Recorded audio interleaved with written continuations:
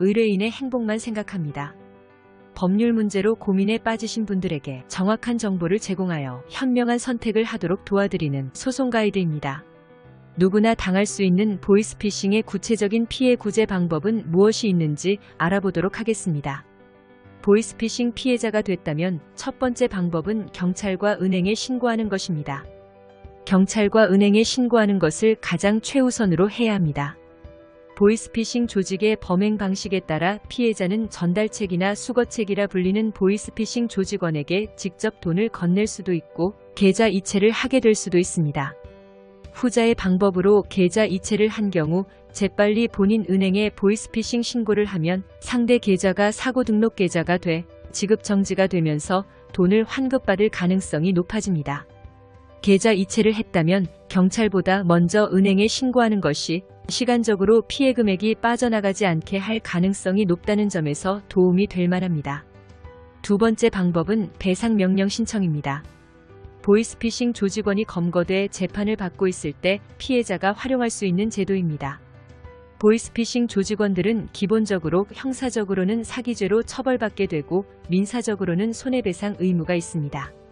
그러나 민사소송을 진행하려면 시간과 비용이 많이 드는데 형사재판 절차에서 간단하게 배상명령 신청을 하면 소재기와 같은 효과를 누리는 것이 가능합니다. 세 번째 방법은 지급명령 신청 또는 민사소송 제기입니다. 경찰이나 검찰이 보이스피싱 조직을 검거하고 법원이 이들을 재판하는 것은 피해자의 피해 회복보다는 가해자에 대한 처벌에 초점이 맞추어진 경향이 있습니다.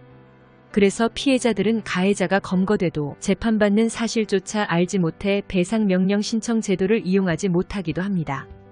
그러나 배상명령 신청을 하지 못했다고 하더라도 지급명령 신청이나 일반 민사소송을 제기할 수 있습니다. 다만 불법 행위로 인한 손해배상 청구는 불법 행위를 안 날로부터 3년이라는 소멸시효의 적용을 받기 때문에 기간 안에 청구해야 합니다.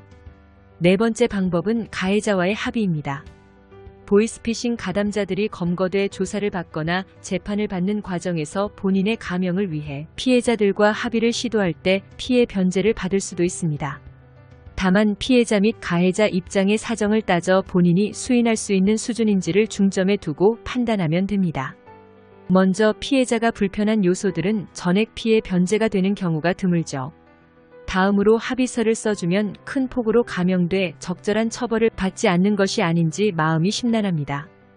또 합의를 하면 보통 민사상 일체의 이의를 제기하지 않는 것을 요건으로 하므로 더 이상 피해 변제를 받을 수 없는 것이 아닌지 걱정이 됩니다.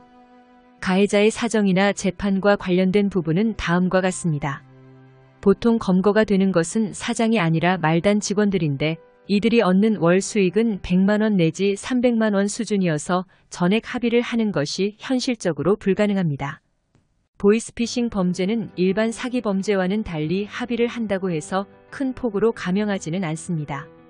합의는 피고인 개별적으로 이루어지므로 받지 못한 나머지 피해 금액에 대해서는 합의를 하지 않은 다른 공범들에게 청구하는 것이 가능합니다.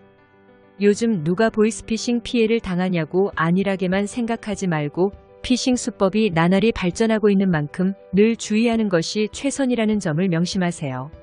또 법률 전문가를 통해 본인이 활용할 수 있는 피해 구제 수단을 정확하게 파악하는 것도 중요합니다.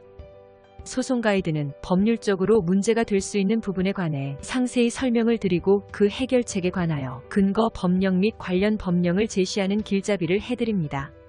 항상 노력하는 자세로 의뢰인의 이익을 최우선하는 모습을 보여드리겠습니다.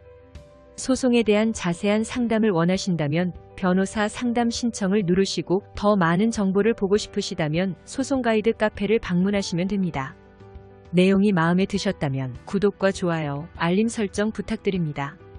더 좋은 내용으로 찾아오겠습니다. 꼭 승소할게요.